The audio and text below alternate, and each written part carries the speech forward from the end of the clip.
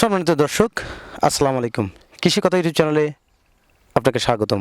এই মুহূর্তে যে যেখান থেকে বসে আমার এই অনুষ্ঠান দেখছেন, সবাইকে আন্তরিক শুভেচ্ছা জানিয়ে শুরু করছি আজকের প্রতিবেদন। প্রিয় দর্শক, আজ আমি আসছি সেই ঐতিহাসিক গাজনা বিলে।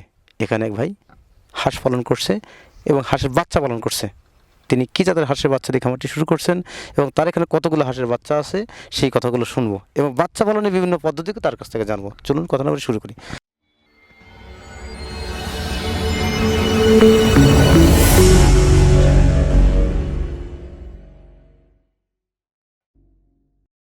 আসসালামু আলাইকুম ভাই। ওয়ালাইকুম আসসালাম। ভালো আছেন ভাই? হ্যাঁ ভাই, ভালো আছে। আপনি ভালো আছেন? আলহামদুলিল্লাহ, রাখছি বলুন। আপনার নাম কি? মোহাম্মদ নীরব হোসেন, মোহাম্মদ নীরব হোসেন। আপনি গ্রামের বাড়িটা কোথায়? চরগোবিন্দপুর দোপপাড়া।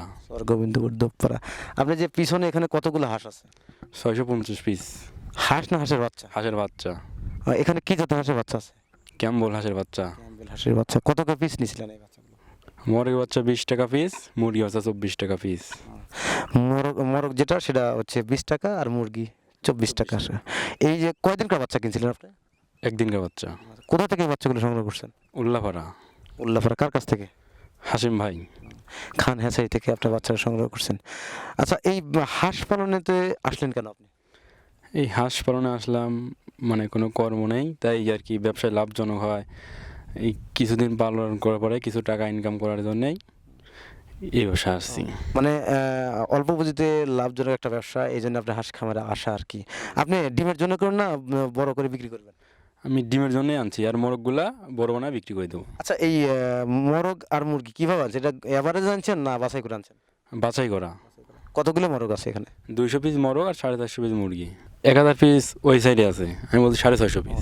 আপনি এখানে 650 পিস আছে, আরও তাছাড়া আরও খামারে 1000 পিস আছে আর কি।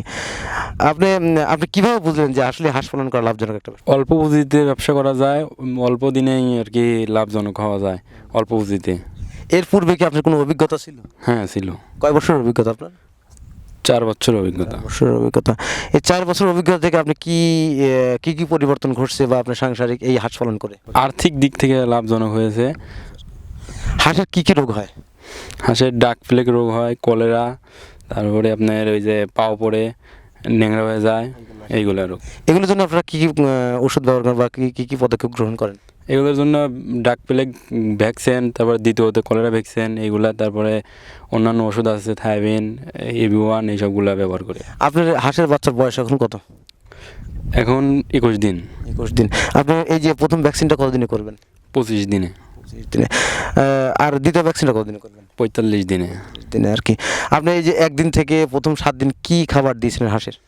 একদিন থেকে প্রথম দিন দিয়েছিলাম চিরা, দ্বিতীয় দিন থেকে ব্রয়লার ফিড 7 দিন পর্যন্ত দিছি। তারপরে আপনার ব্রয়লার ফিডের সাথে গমের খুদ মিক্সার করে 16-17 দিন খাওয়াইছি, তারপরে ধান খাওয়াচ্ছি।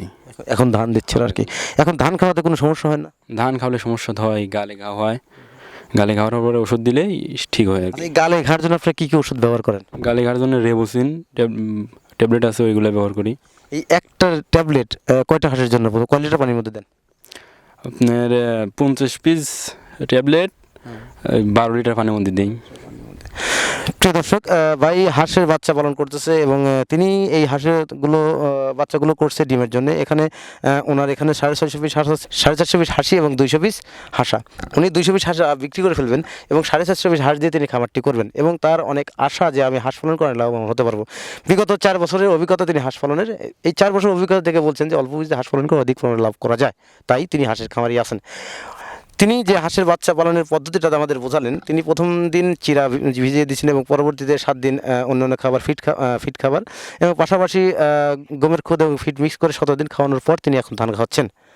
তার কথা মতো বুঝতে পারলাম ধানের শুরুতে ধান দিলে হাঁসের গলায় ঘা হওয়ার সম্ভাবনা, ঘা হলে তো ওনারা যে ওষুধগুলো ব্যবহার করেন সে কথাটা শুনলেন এবং কয় লিটার পানি ধরে কতটা ওষুধ দিতে হয় সেই কথাগুলো শুনলেন। আচ্ছা, এই আপনি 650 হাঁস, এই হাঁসের জন্য আপনি 50 পিস ওষুধ না আরও বেশি হাঁসের জন্য দেওয়া যায়? এই হাঁসের যদি 50 পিস, আর আস্তে আস্তে বড় হলে আর বেশি লাগবে আস্তে আস্তে। বেশি লাগবে। এই ওষুধ কি 12 মাস খাওয়াতে হবে? এই ওষুধগুলো ধান খাওয়ালে প্রায় দিন দিলেই ভালো হয়, যাতে গালে গাড়া হয় না হয়। হাঁসের ডিম আসে কত দিনে? হাঁসের ডিম আসে আপনার যদি খুব সুন্দরভাবে খাওয়া পায় তাহলে 3 মাস 10-15 দিনে হাঁসের ডিম আসে। আপনি কি 15 দিন ডিম পাইছেন? পেয়েছি।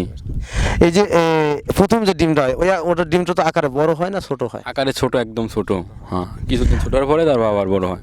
আর কি এই যে হাঁসের যে আপনি ডিম বৃদ্ধি করার জন্য কি কি পদক্ষেপ বা কি ওষুধ ব্যবহার করে থাকেন?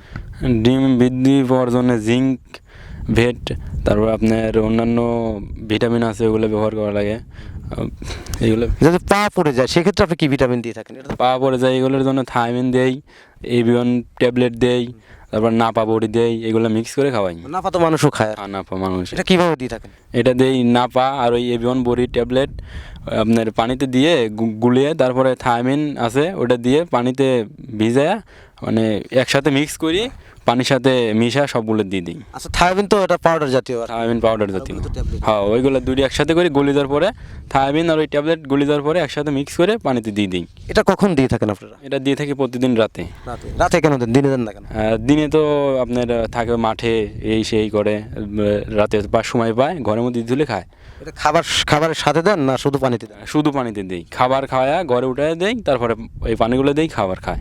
আর এই- শীতের দিনে আপনার ওই খাবারের সাথে দিলে ভালো হয়, যাতে পানি কম খায় তো শীতের দিনে, সেই জন্যে খাবারের সাথে দিই শীতের দিনে।